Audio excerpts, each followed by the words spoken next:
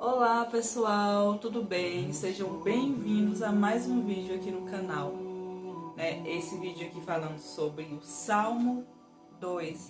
Já pega sua Bíblia, pega seu caderno, pega sua caneta, tá? Que nós vamos estudar juntos com a Bíblia aberta e fazendo anotações com referências e aplicações pessoais também para a vida de vocês, certo? Hoje eu coloquei a musiquinha aqui de fundo, por quê? Porque os vizinhos estão tocando as músicas deles, né? Então é melhor a gente ouvir a minha música do que ouvir a música deles, viu? Tenho certeza disso. Certo? Nós vamos entrar no Salmos 2. Eu já vou abrir aqui a minha Bíblia no Salmo 2. E é o tempo que você também abre aí na sua Bíblia, tá? Eu não quero estudar sozinha, abrir minha Bíblia sozinha, não. Certo? Salmos 2 nós vamos estudar hoje, certo? Eu espero que vocês estejam também ouvindo a minha música aqui, não a música dos vizinhos, viu? Nós vamos estudar hoje o Salmo 2, que diz assim, versículo 1 ao 3 vai dizer assim: Por que as nações se enfureceram tanto? E por que perdem seu tempo com planos inúteis?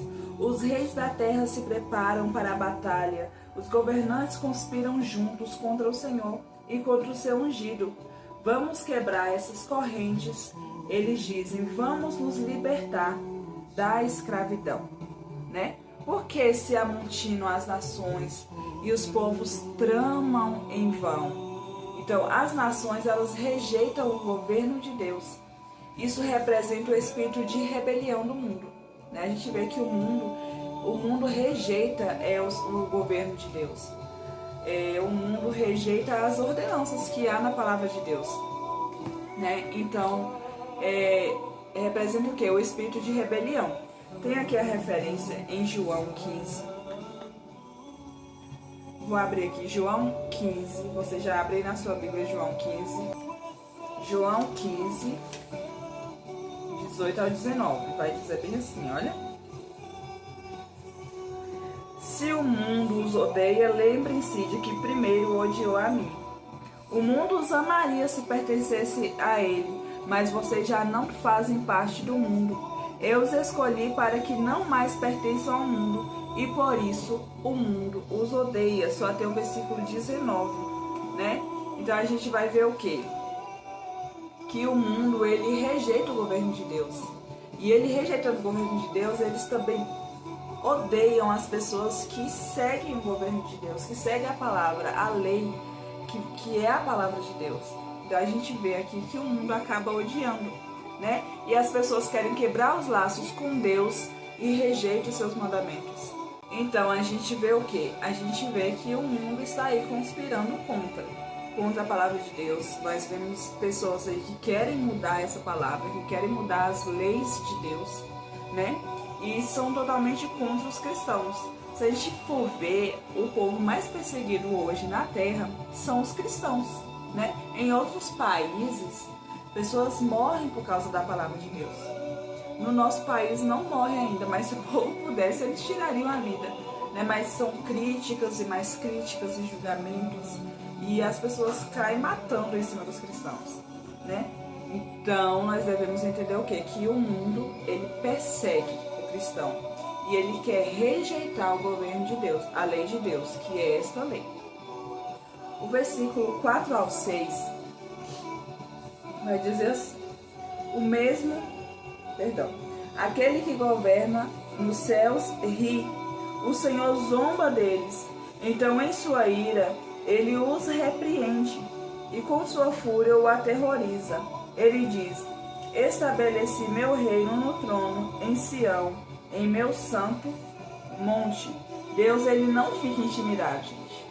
Ele ri disso, né? Porque por mais que as pessoas sejam contra a palavra e sejam contra os cristãos muitas vezes, o que acontece? Deus, ele está no controle de tudo, ele é soberano, não tem o porquê ele ficar com medo do que as pessoas pensam. Não tem. E aqui vai dizer o quê? Que ele ri, ó. Aquele que governa os céus ri. O Senhor zomba deles, né? Então Deus, ele não se sente ofendido com essas coisas, né? O crente também não deve se sentir ofendido com essas coisas, porque a Bíblia já fala que os cristãos, eles serão perseguidos. Deus, ele não fica intimidado, ele ri da rebeldia e ele já estabeleceu o seu rei, que é quem? Jesus. Já estabeleceu o seu rei em Sião. E Jesus não é um rei que, como as pessoas esperavam que Jesus fosse um líder político aqui na terra. Ele não é um rei político, sabe? Ele é um rei de todas as nações. Ele é um rei de todas as nações, dos céus e da terra também. Então não é apenas um líder comum como os daqui, mas ele é um rei eterno, né? Eu tenho aqui uma referência em Atos 4, do 25 ao 28. Já abre aí na sua Bíblia. Atos, livro de Atos 4, do 25 ao 28. Então, aqui em Atos 4, do 25 ao 28, está escrito assim: Falaste muito tempo atrás, pelo Espírito Santo, nas palavras de nosso antepassado Davi, teu servo. Por que as nações se enfureceram tanto? E por que perderam tempo com planos inúteis? Os reis da terra se prepararam para guerrear. Os governantes se uniram contra o Senhor e contra o seu Cristo. De fato, isso aconteceu aqui nessa cidade, pois Herodes Antipas, o governador Pôncio Pilatos e os gentios e o povo de Israel se uniram contra Jesus, teu santo servo, a quem ungiste. Tudo o que fizeram, porém, havia sido decidido de antemão pela tua vontade. Então, por isso que Deus, ele fica tranquilo. Porque assim, as pessoas perseguiram Jesus, né, na época de Jesus. As pessoas perseguiram ele e chicotearam ele, pisaram nele, cuspiram nele e mataram ele. Só que tudo aquilo já estava nos planos de Deus. Deus já tinha decidido que isso ia acontecer. Inclusive, Jesus, ele tinha que morrer para que nós hoje pudéssemos ser salvos, né? Então, tudo já estava dentro da vontade de Deus. Então, por isso que Deus, ele não se incomoda com essas coisas. A perseguição está aí. Porém, isso não incomoda Deus, certo? Porque está já dentro da vontade dele. Aqui em Atos, né, muito tempo depois de Davi, foi Davi que fez o Salmo 2, muito tempo depois, os discípulos, eles falam sobre isso, Pedro e João, eles falam sobre isso. Por quê? Porque por mais que as pessoas acham que eu vou perseguir o crente, eu vou tentar fazer ele desanimar e tudo, sabe? Mas tudo que acontece em nossas vidas é pela vontade de Deus, sabe? Tudo está no controle de Deus, não foge do controle de Deus. Nós acreditamos nisso, que tudo aquilo que acontece em nossas vidas tem um propósito, até a perseguição, certo? Então vamos continuar aqui. Eu acabei tirando do livro de Salmos para ir para Atos. Salmos o 2, do versículo 7 ao 9, vai falar sobre a autoridade do filho. Olha: o rei proclama o decreto do Senhor. O Senhor me disse: você é meu filho, hoje eu o gerei.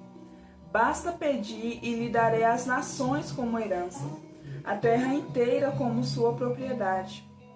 Você as quebrará com cetro de ferro e as despedaçará com vasos de barro. Aqui, ó: tu és meu filho e hoje te gerei. Então é um versículo profético sobre Jesus. Eu tenho aqui duas referências em Hebreus 1:5. Eu poderia cortar o vídeo, mas eu não vou cortar o vídeo. Por quê? Porque você vai abrir a Bíblia junto comigo, certo? Então pega a sua Bíblia aí para você já abrir junto comigo, certo? Hebreus 1:5. Também tem Mateus, né? Eu já vou deixar aqui aberto em Mateus, que eu achei Mateus primeiro. E Hebreus está depois, nas cartas. Cheguei em Apocalipse e não achei Hebreus. Motivo de se preocupar, né? Só cheguei em Apocalipse e não achei Hebreus. Achei. Hebreus 1, versículo 5. Diz bem assim: Pois Deus nunca disse a nenhum anjo, você é meu filho, hoje eu o gerei. Ou ainda, eu serei seu pai e ele será meu filho. Jesus não disse isso aos anjos. Ele fala isso sobre Jesus, certo? Isso é sobre Jesus. Em Mateus 3:17, já abre aí sua Bíblia também, Mateus 3:17.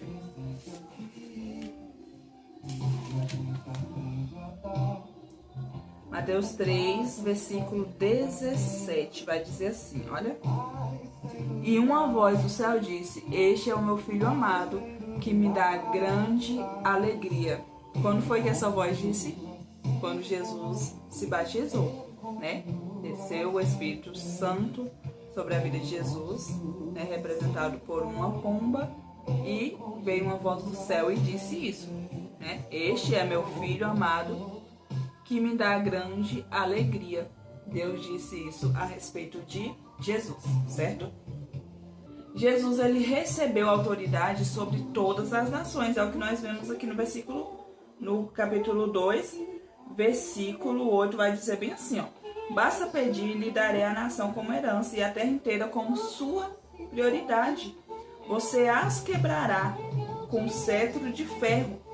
Quebrará também quer dizer governará, tá? Não quer dizer quebrar a cidade, governar. Você a quebrará com cetro de ferro, ou governará com cetro de ferro, e as despedaçará como vasos de barro. Então, Jesus, ele tem autoridade sobre todas as nações, sobre toda a terra, certo? E ele reinará com justiça e poder. Eu tenho a referência aqui em Apocalipse 19. Agora sim eu vou para Apocalipse 19, 15. Tenho algumas anotações aqui na frente, mas está aqui. Apocalipse 19, 15 vai dizer bem assim: de sua boca saía uma espada afiada para ferir as nações. Ele as governará com cetro de ferro e esmagará as uvas no tanque de prensar da furiosa ira de Deus, o Todo-Poderoso. Então aqui fala sobre Jesus também, que Jesus é o cavaleiro do cavalo branco, né? Se você ler o livro de Apocalipse, você vai entender mais sobre isso. E ele governará o mundo com cetro de ferro, né? Aqui é bem escatológico, né? Seria outra aula para explicar sobre isso aqui. Mas aqui é mais falando sobre Jesus, sobre a autoridade dele e sobre o governo dele, que ele vai reinar com justiça e com poder. Ele é soberano e ele é também poderoso.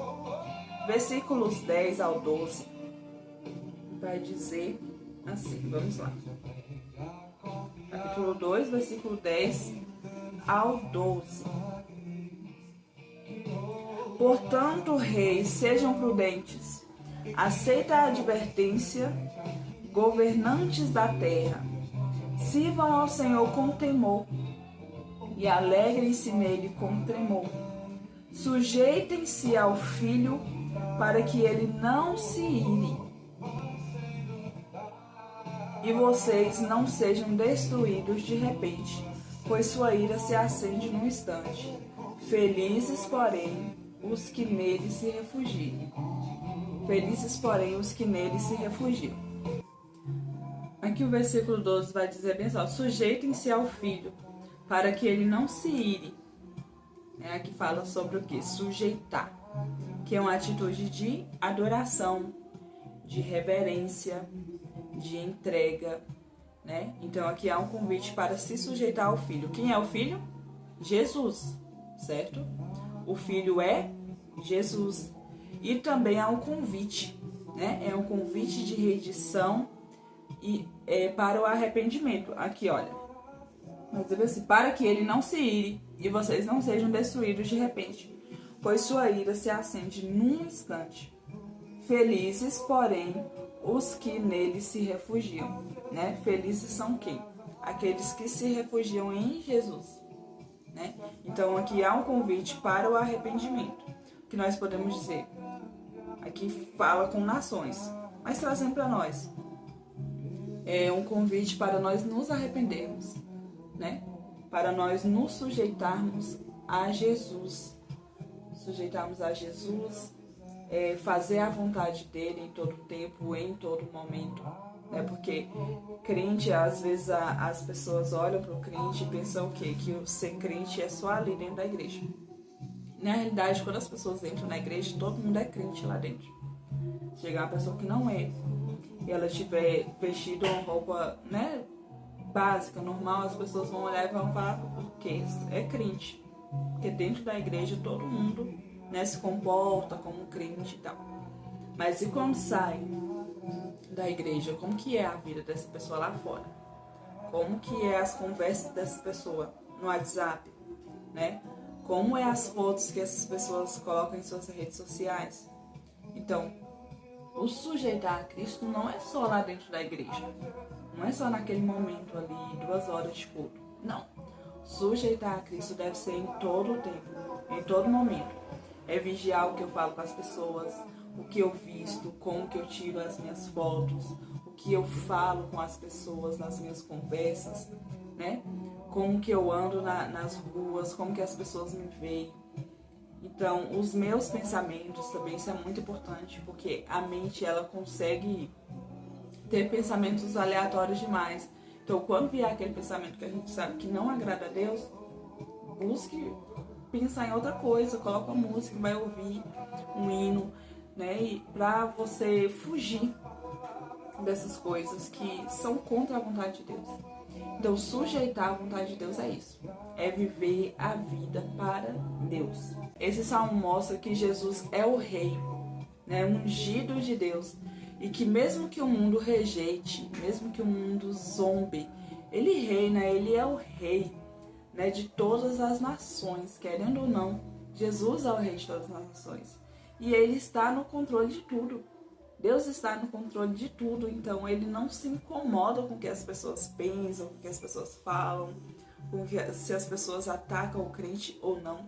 E mesmo o crente que morre pela palavra, ele está indo morar com Deus, então para ele é lucro, né? Então aqui a gente vai ver que Deus, ele reina, certo? E que Jesus é o rei, um rei ungido por Deus, né? Anote aí no seu caderno, Senhor, eu me submeto à tua autoridade, reina sobre mim e sobre a minha casa.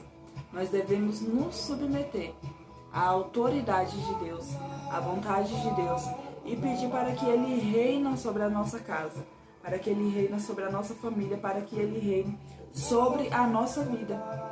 Então hoje é um dia muito importante, um dia muito especial, para que você decida quem é que vai governar a tua vida a partir de hoje, né? Quem é que vai governar a tua vida? É o mundo ou é Jesus? Né? Nós devemos escolher quem é que vai governar as nossas vidas. Eu espero que essa palavra tenha falado contigo. E neste momento eu quero te convidar a fazer uma oração comigo. Bem rapidinho, certo? Só pra gente terminar aqui. Pai querido, muito obrigada por tua palavra.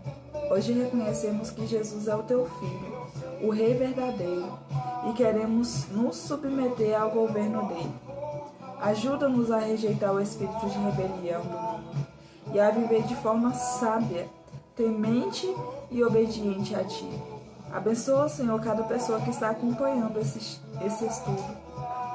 Toca os corações, transforma as mentes e quebra toda a resistência do teu chamado. Abençoe as famílias, trazendo salvação, restauração e paz. Que em cada lar, Jesus seja o centro. Em nome de Jesus. Amém. E eu quero aqui te pedir, se essa palavra ela falou contigo, se ela abençoou a sua vida, compartilhe ela com alguém, tá? Deixa o seu like, também deixa o seu comentário, né, falando sobre a parte que mais falou contigo. Se você tiver alguma dúvida também, pode deixar aí no comentário que eu vou responder, certo? E eu desde já agradeço cada pessoa que assistiu até aqui. E que Deus abençoe a sua vida. Amanhã nós teremos Salmo 3, certo? E estamos juntos aí, aprendendo junto.